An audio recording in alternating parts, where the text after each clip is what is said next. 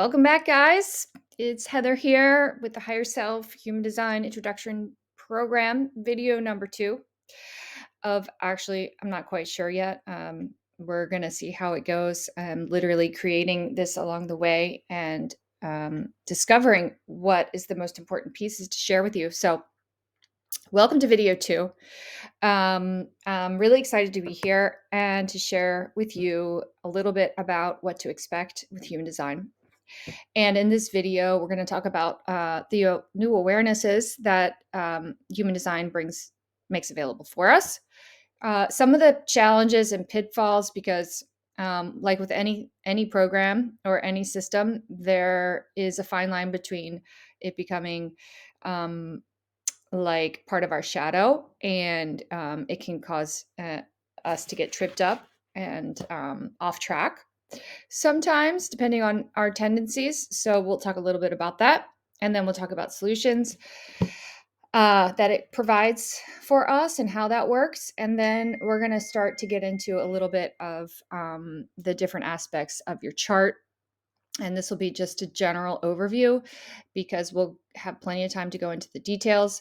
But I kind of want to just bring some of these words and terms into your awareness so that you get an idea of what are the things we're going to talk about, and we can go, for so long on these. So it's just this initial introduction. So buckle up your seatbelts. We're gonna get going, and I'll talk about myself because I have many stories to share about myself and on this journey of self-awareness. So hopefully it won't bore you to death. So let's see. The first slide is about challenges. So being human actually on the planet right now is in particularly a really challenging time in the history of existence, however many billions of years old that we have evolved to, in all of these different ways that energy gets expressed. We are here on this 3D planet, being human and having this human experience, and that is, the reason that this technology was brought to us, so that we could understand how to best navigate ourselves through this really intense transformational, transmutational experience that we are going through energetically and in our bodies and in form. I think it's one of the most, well, it seems like it's one of the most difficult and challenging places to be on this planet, on planet Earth. And we are operating from different dimensions in many different ways, and we are exposed to all dimensions at the same time, having just this human experience in this three-dimensional dimension. So just because we are experiencing form doesn't mean the other dimensions are also coexisting, and that we do have access to them, dependent on the way that our consciousness is built and what we have access to. And that is unique for every human being on the planet. And we're all different. We are all different. No one person is the same. And so that's why Ra called this the science of differentiation. Okay. Conditioning, when we talk about conditioning in human design, we're talking about several different aspects. So a condition is with addition. We can look up the word etymology online is one of my favorite places to look about concepts and condition. And it's important to know the words that we're saying, because they all have concepts that are attached to them, and they have gotten distorted over time. So we can see the word condition means con, which is with, which is always with. So anytime you see con, it's with. And dicere, which is Latin for say. So with saying, this is in the conditions with saying. So the things that we experience in our early childhood that are being said around us in our environment creates a condition of something. So it's what we can say, and so that can come through the way that we experience life as a human being up until the age of 7. They say most of this gets developed, and then we just create layers upon layers of the things that we experience and the way that we experience them through our mental body and our emotional body, and these are the conditions that we place upon ourselves. They are also created by the DNA and the body structure, the cellular structure that we inhabit with our soul. So our body creates, it stores information, and it's carrying genetic information from the morphology of our ancestors. And then there's also this aspect of interdimensional information that we have access to that occurs as other lifetimes. And so there's a whole array of conditions that we have access to if we allow and expand our mind to explore those things. And so this is what human design gives us an opportunity to do.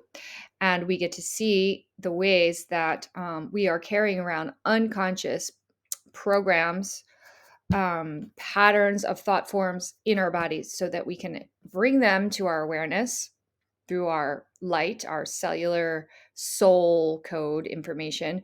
We'll talk about how that happens. Yeah. And so that is where we get an opportunity to decondition. And this whole process of decondition, Ra would say, or has said, um, is about a 7-year process. I believe that we can do it quick, quicker than this, and that humanity's evolution is speeding up so that we can do this well within our lifetime and experienced a lot more peace, love, and joy and harmony in the world. So, this is the reason that I'm bringing this to you, to give you access to a tool that can help potentiate your dreams and make your dreams reality, and stop listening and acting out of the unconscious, which is maybe a lower vibrational expression. So, patience, patience, patience, which I don't have a lot of.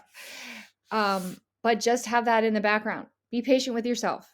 This is a really enlightening and challenging experience if you take it full on. And that's where the willpower comes in. But grace, willpower, and self-compassion are essential, and they are challenging at times because we are dealing with our machinery as a human being, how we came into this operating device, this device of body, which holds so much power, but it's untapped. And we're literally opening up the floodgates so we can see the power within us. And it occurs to us as lower vibrational experiences of what it is to feel being human. So, this is a process of feeling our way through uncomfortable things so that we can create more power and more joy and more peace. But initially, it might be uncomfortable to look at yourself and activate the responsibility so that you're the ability to respond. So, we're giving you the keys to the kingdom. And it's through your willpower and your commitment and your patience for yourself to allow yourself to feel uncomfortable things or see uncomfortable things, because that's the place where the gold lies. And that's the place where human design can give us tremendous, tremendous insights and access to making our dreams come true. Okay, so the solutions.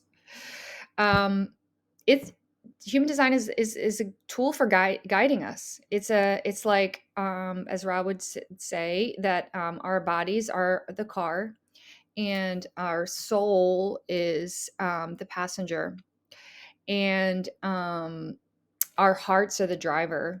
You know, there's this magnetic monopole that resides in the sternum of the heart that he talks about, and that gives us our direction in life. And so it's our job to understand the mechanics of our human body and learn how to um, bring our awareness to parts of our system um, that we're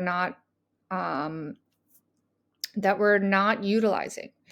There are parts of us that we know that we are. I know that I'm good with. I love science, and I love geometry, and I love my children, and I love to cook. And there are things that you know about yourself, but there's a whole world that is untapped or unrealized that this gives you a roadmap to discover for yourself. And things will resonate or they won't. And so um, you'll find that when you discover something about yourself inside of the map, um, that it will light you up. It literally lights you up when I bring these things to my clients. Like when I tell them, oh, this is, 70% of your energy, and this is how you create magic in your life, this expression of your humanity. So for me, it's doing this. It's giving people permission to follow their dreams and to give you access to ways to step through or move through or acknowledge the shadows and give you a tool to help move you through those fears with using your imagination and staying true to your dreams. And so when I discovered this about myself, it was like, aha, I've been looking for this the whole time. Like exactly.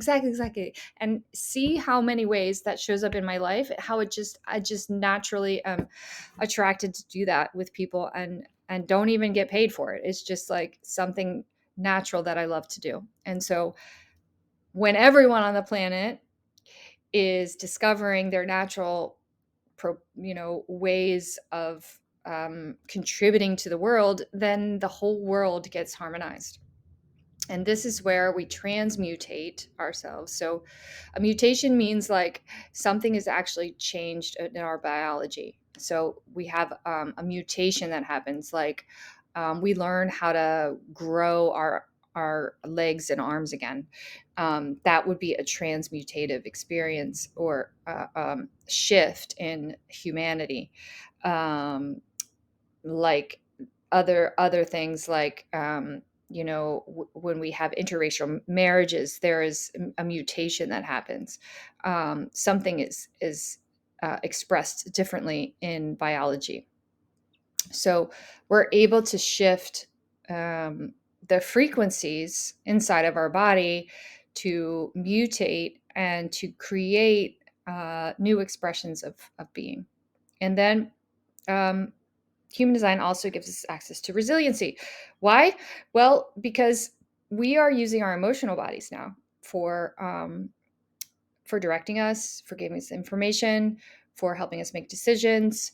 We're shifting out of this logical, analytical, mental expression of making decisions and taking action. We're now starting to listen to the internal guidance system instead of the external. And this is going to create resiliency because we're going to have to listen to the ways that we've been designed.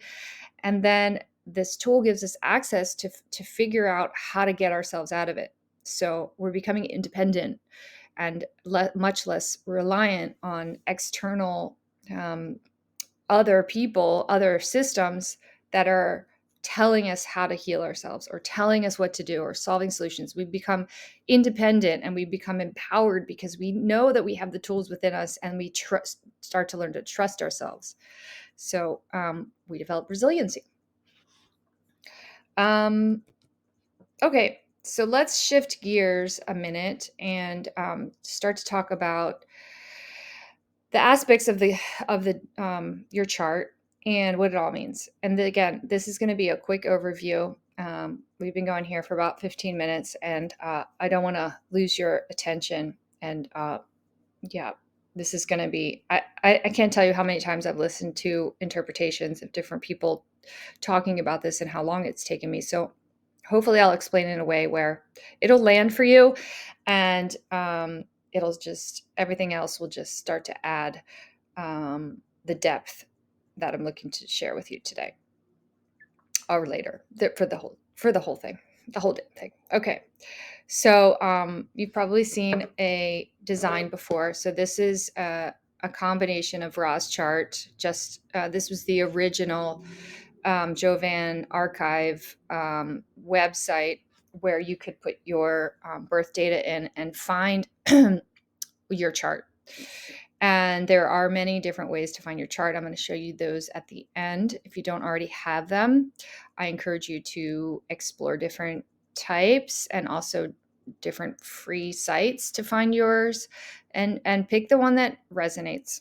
And it all has the same information, but it might just be displayed differently. So everyone has different ways of um, digesting their information. So I encourage you to explore and don't just take my example as the best, because everyone's unique. Okay.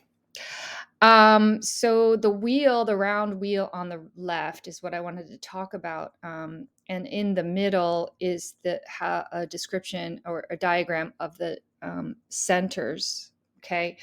And the lines and the colors all mean different things. We'll go into those later. You'll see that there are 9 centers in this diagram, and that is the display of the 9-centered being that we have evolved into on the planet now. And the traditional Hindu system, the chakra system, is based on 7, and so now we have 9, and that is because we are transmutating into a more complex and highly organized being that is inward focused, right? Okay.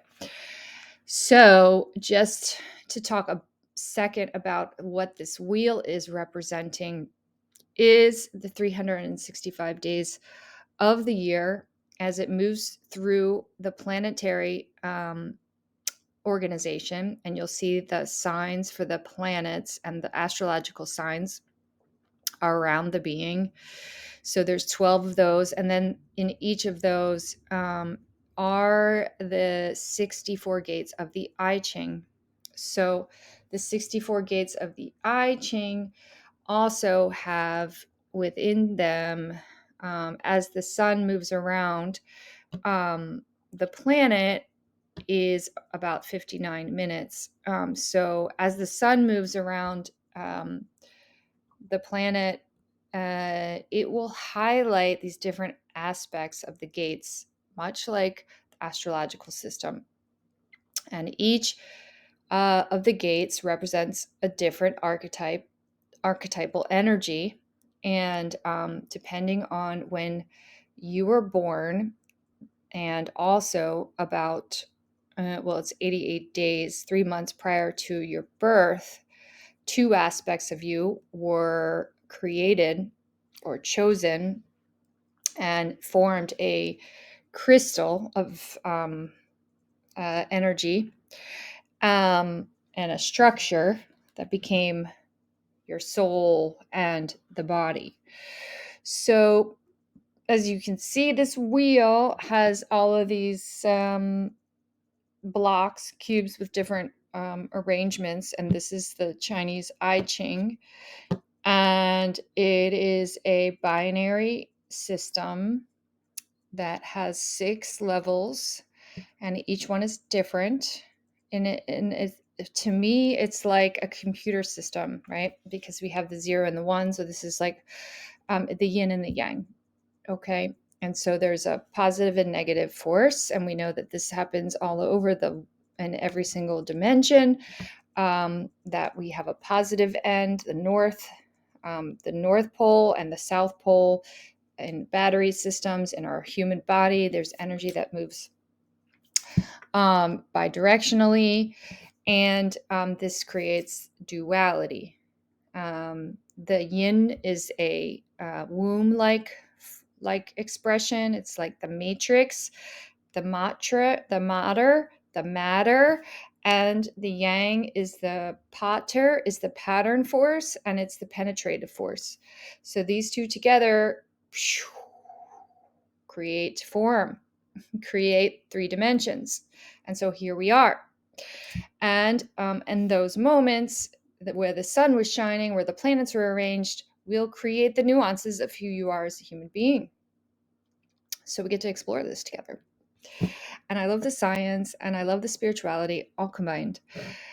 Okay, so here you are, and these are the crystals that Ra talks about as we incarnate. And I'll just briefly go over this because it makes sense to me. We have crystals that are in our ajna center, right? We have crystals that reside in our head. So this design crystal is the energy that's created when your body was formed.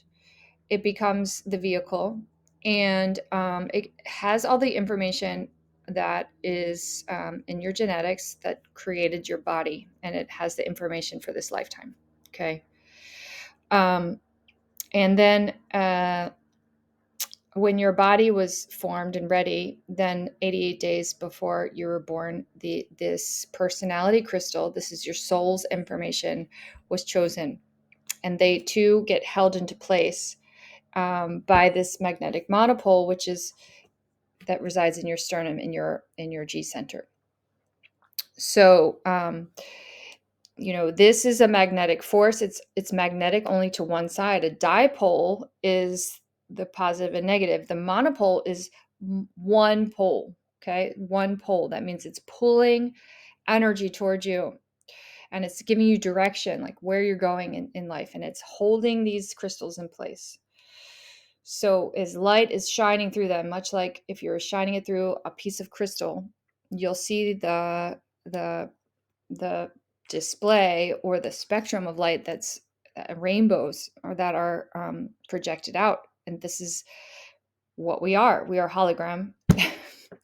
And so anyway, all of the planets with these different gates, it traverses and bounces light through our being and creates certain imprints. And this is called the Rave Mandala, which is an imprinting matrix, which is you.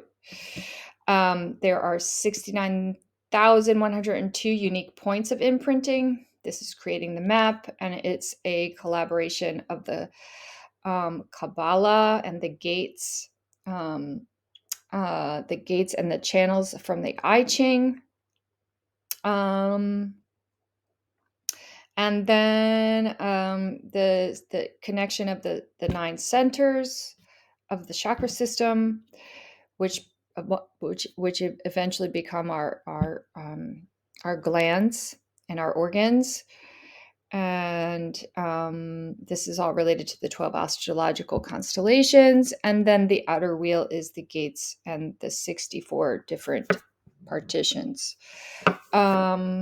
Again, the crystals are an example of the yang energy of the soul, which penetrates the yin, which is in the head center, which is the body and the information of your unconscious.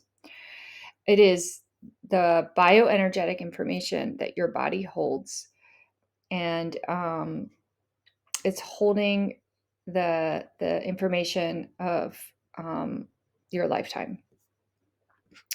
So 88 days prior to your birth, your personality, your soul crystal is chosen, and it becomes part of your body. Okay. Yes, each gate has an arc of 56 minutes and 15 seconds as it moves through each day with the sun. And so you can see, like, each day of the year, you can have different ways of being that are highlighted for you to explore if you want to, go through your map that way. It's an amazing way to also explore and go deeper with your chart and the nuances of you. So here are all the centers. We start at the top with the head and the Ajna center and the throat, which are all the same in the traditional Hindu chakra system. And then we have the G center and the will, which broke apart and separated into 2 aspects. The G center giving us our direction in life, direction, location, It's a center for expression of love, self-love, finding love. And the will center is about self-worth and our value systems. Um, it's looking for recognition and value. And then we have the spleen and the solar plexus, which separated into two. The solar plexus in the traditional Hindu system split into the solar plexus and the spleen. The spleen has to do with our fears and our intuition. And the solar plexus is all about our emotional body and the way that we feel and how we respond to our feelings. The sacral center, for most of humanity, about 60%, 60 some percent of humanity is connected to their sacral center as their source of their truth.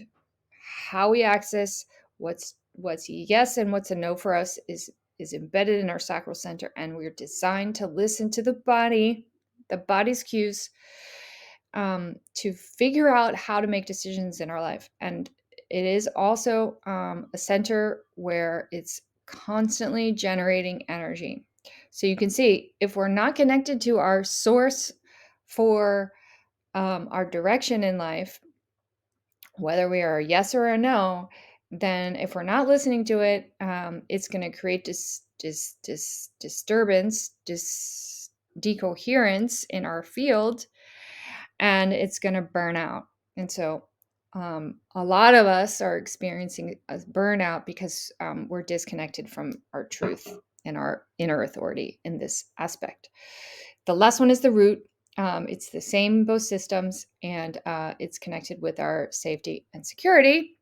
And it's also a motorized center, and it causes us to feel some pressure to act. It's related to time and our experience of time and our experience of when to take action. Okay, and these two colored sections, the one is black, which is just me coloring it in to show you that this is a gate. That's what a gate would look like on your map. It's not colored the whole way from one center to the other. Okay, so this is a gate, and then the one that's colored all the way to connect two centers is called a channel. We'll go much more into those details later, but I just wanted to give you a little, and nothing is better than others. Some people have more gates than others, and we'll talk about all the discrepancies later. This is just the broad strokes of the overview, and here are some suggested websites for you to check out your own body graph. Again, explore them for yourselves, print them out, and keep them close by, because you're going to be looking at them for a long time. And here is mine right now, and it's getting kind of torn and soft because I've written all over it. And you'll be getting a booklet to go with this deep dive into human design, so that you can write about the things that you learn and have a nice little place to keep all this self-exploration for yourself handy, because it's going to be your best friend. And I am constantly pulling this out and looking at different aspects of myself, especially when things arise that are that I'm wanting to transmute. It gives you tremendous insight, especially if you have the charts of your closest people in your life. So that might be something. If you wanted to do extra credit, you could ask a couple of the people that are close to you for their chart, and it will help you tremendously in navigating aspects and making relationships work better for you too. So thank you so much for listening. This was video number 2. It's another about 30 minutes. And I hope you're enjoying this and it's making sense to you. And we have lots more to explore. So thank you again, and look forward to seeing you on the next video, number 3.